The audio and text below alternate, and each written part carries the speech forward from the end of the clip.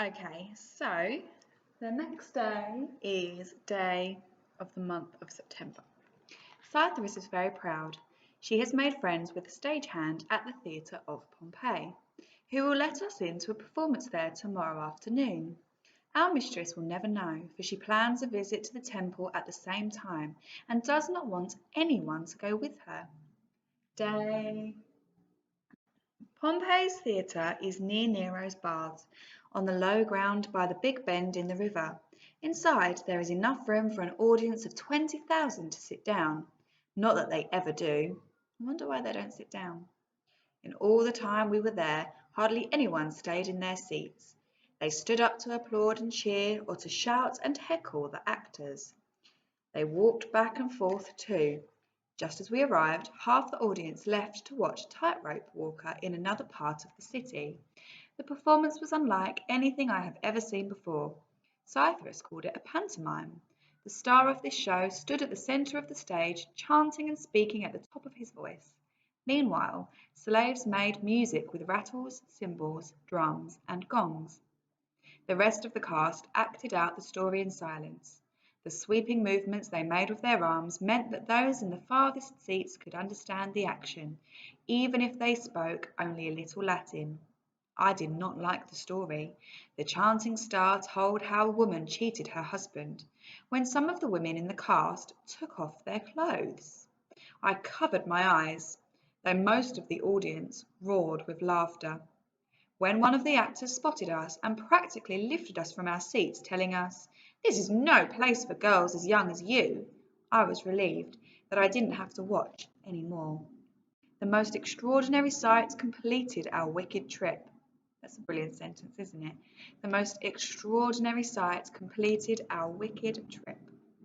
As we were marched to the exit, Cytheris hissed, "Look, look!" I followed her eyes and saw our mistress sitting with some women friends in the seats above us, and she was laughing as loud as any of them. I put my finger to my lips, and we hurried home. I wonder why the mistress lied to them about where she was going. Why wouldn't she have wanted them to know that she was going to the pantomime? Day of the month of September. Today my mistress announced that she is to hold a banquet in honour of two newly appointed senators. Nothing too grand, she added, just 9 of us. However, I have heard much of Roman banquets, and our cook was terrified at the thought of all the work, and ran around moaning, "How will we manage in our tiny kitchen?" He was calmed only when my mistress assured him that a caterer will prepare the food, most of the food, and we will only reheat it here. Day. I cannot quite believe the quantity of stuff that fills the kitchen and another room besides. Some of it I do not recognise. The butcher brought some beasts like rats, skinned and sewn up along the belly. I asked him what they were, and he cheerfully replied, "Them's stuffed dormice, young lady. You can cook them on a spit." I felt quite sick. I wonder if you can look up what it means to cook something on a spit. Day.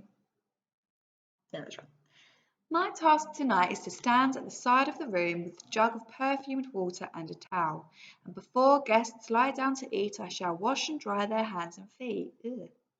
I shall wash their hands between courses too if they command me to do so. This seems deadly dull, but I shall at least have the chance to listen to the conversation. Day. I am so exhausted I can hardly write, though the feast finished more than a day ago. The guests began to arrive as the sun was setting, and were still here when it rose. So when the sun's setting, is that dawn or dusk? And if it's rising, which one is it then? I have never seen such food. First there was shellfish, mountains of oysters, mussels, and sea hedgehogs. Then tiny songbirds huddled together on a golden platter. The stuffed dormice I had seen earlier arrived dipped in honey and rolled in tiny black seeds. The main courses were kid, sucking pig, and so's udder, all stuffed and roasted. I wonder if you'd like to eat those snacks today. There were entertainers too, dancing girls who tumbled and leapt in the air, musicians from Africa, a dwarf who ate fire, and a hunchback who told jokes about everyone there. Of course there was wine, warmed wine, Wine chilled with snow from the mountain tops, wine sweetened with honey, wine flavoured with costly spices, and then yet more wine, mixed with water, just as people normally drink it. And then there is a picture of the banquet. Looks very extravagant. If you said no to eating those snacks, I wonder if you can tell me why you wouldn't fancy those. Indeed, it was too much wine that ended the evening. One of the guests started talking about the new baths.